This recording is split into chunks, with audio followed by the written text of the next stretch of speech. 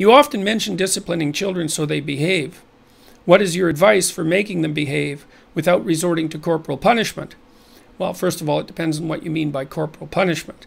Time out could be regarded as corporal punishment. It also depends very much on the age of the child. Let's say a 2-year-old. Well, in my new book, by the way, I have a chapter in there called "Don't Let Your Children Do Anything That Makes You Dislike Them." And the reason that I wrote a chapter about that is because people who let their children do things that make them dislike them end up disliking them. And because there's a huge power differential, generally speaking, between adults and children, if you end up disliking your children because they're not behaving well, they're behaving disgracefully, say, or they're challenging your position in the authority hierarchy too regularly, something you won't put up with, by the way, even if you think you will, it's necessary to get your disciplinary routine straight. So the first thing I would say is figure out what the rules are. There shouldn't be too many. For 2-year-olds, basically, they have to know what no means, and they also have to learn, as they approach 3, not to kick, hit, bite, or steal, essentially. Now, it's easy to train a 2-year-old what no means. You can actually start with a child that's only 13 months old, a child that can cry, let's say that, or that can crawl. Let's say that you have a child that's starting to crawl and wants to explore the house. So the first thing you do, if you have any sense, is try to get rid of most things that the child could cause a tremendous amount of trouble with to the things or to the child, so that it's reasonably safe.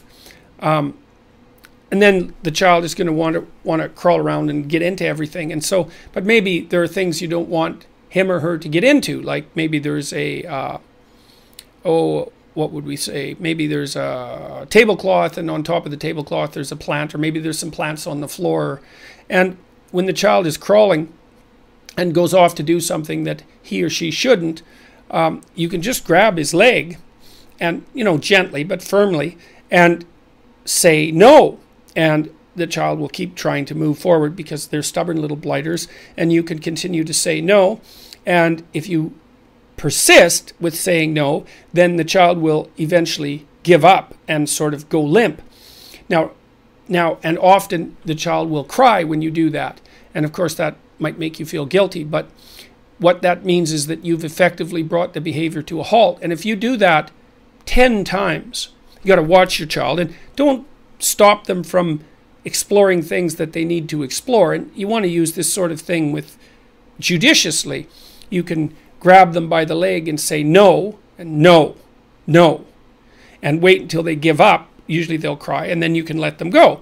And then soon, after you do that about 10 times, soon then, if you just say no with the same tone of voice, the child will, generally what happens, the child will immediately cry and then stop. And then after about 10 repeats of no without having the leg grabbed, then no will just produce stopping of the behavior. And that's unbelievably useful, because as soon as you train your child to understand what no means, then they really have free reign of the house in some sense, with relative minimal supervision from you. First of all, they can learn what things they're not supposed to get into, and it's amazing how fast children can learn that, and how fast they can generalize to the class of things that they shouldn't get into. Like, you don't have to teach them every single thing. They can generalize very rapidly. That's not much different than thinking. But also, once they are capable of understanding what no means, you have an extremely potent means of helping them regulate their behavior with a minimum of intervention. So that's unbelievably useful. So now let's say you have a 2-year-old who's pretty contentious, and 2-year-olds are pretty contentious, some of them in particular, because about 5% of 2-year-olds, most of them are male, are quite aggressive by temperament. And those are the ones that, if you put with other 2-year-olds, will frequently kick, hit, bite, or steal. Not all kids are like that, but some are. And most of them get socialized out of that by the time they're about 4. Now let's say you have, and at 2 they also start to experiment with saying no back, and also with misbehaving, although they can do that even younger than that. So if you have a 2-year-old who's particularly rambunctious and who decides he isn't going to listen to you, we'll use he in this example because it's boys that are more likely to misbehave and not listen. You can pick them up and, by the arms. Now you got to get your attitude right, because you don't want to be stupid. You don't want to let your kid make you mad, especially when they're really little, because you're really big. and you can hurt them. And so you gotta have a clue. That's why you want to get the rules of discipline in order, the minimum rules of discipline, and why you want to have a strategy. But let's say your two-year-old is insisting upon doing something that you don't want him to do, like inserting a fork into an electrical outlet, and you just can't have that. And so you can say no. Hopefully you've already done the no training that I recommended. And then if that doesn't work, what I recommend doing is picking the child up by the arms and then putting them on the steps. Say, look, you sit there until you're ready to listen. Now, usually the child will sit there, and then the rule has to be something like, you can get up as soon as you're ready to be a civilized human being again. And you can refer to yourself, your own attitude during a process like that, because if the child does comply and sits on the steps and then comes and says, I'm ready to be good, and you like him again, you got to be honest about this, then you can tell that he's honest in his decision to rejoin the civilized world. Now, sometimes if you put a 2-year-old that's particularly rambunctious on the staircase, then as soon as you let go of their arms, they'll run off. And that can be a game, or it can just be an act of defiance. And in that case, then you go get him and you put him back on the steps. And you do that several times if necessary. And if that becomes a game, then you sit on the step and you hold him by the arms. Remember, no anger, because he's just 2, for God's sake. You know, you don't have to be angry. Just put him on the steps and hold him. Say, look, I'm not letting you go until you sit there and behave. And so if you hold him for a while, he'll squirm and look away and so forth. But you can get his attention if you're a little bit stubborn. You hold him there and say, you're going to sit there till I decide that you can leave. And so you hold him and he'll squirm. But you can outwait him if you're patient, but you got to make the time. And then eventually he'll stop squirming and you can let him go. And then you can sit there and watch him. And when you think he's, decided that he's going to be a civilized creature, then you can say that's good, and you can give him a pat on the head, and you can say, let's go back and do what we're doing.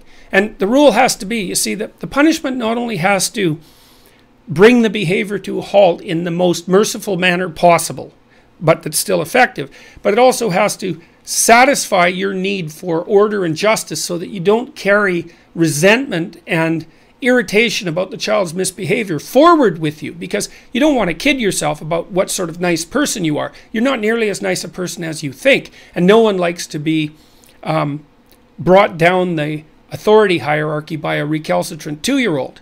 So in almost all circumstances, those processes will suffice. There's other disciplinary strategies that you can use too that are more positive. I mean, one of the things that you can do, for example, if you're, let's say you want to get your child to go to bed, which is a really good idea. You should set a stable bedtime for your child. And I would say if they're under 4, it should be around 8 or 7 or something like that, because you want to have a life, and you want to have a life with your wife so that you don't end up hating your child. And so one of the things you can do, if you want to train your child to go to bed at 8, so maybe he's not going to bed until 10 right now, and you want to fix that. So you say, okay, go to the grocery store or a little convenience store and buy 10 little gifts. And they can be cheap. Kids don't care. They're not very bright, You can fool them. So buy 10 little things that you think your kid would like and wrap them up. And then put them up on a shelf where he can see them but can't get at them. And then you say, look, kid, I'm going to put you to bed at 9:30 tonight. And if you don't get out of bed, then I'm going to give you one of these. I'm going to give you one of these gifts in the morning. So, or you can do it another way too. If the child is always giving you a rough time about getting ready for bed and going to bed, you can say, look, if you put on your pajamas without fussing and you climb into bed, then I'll give you one of these little gifts.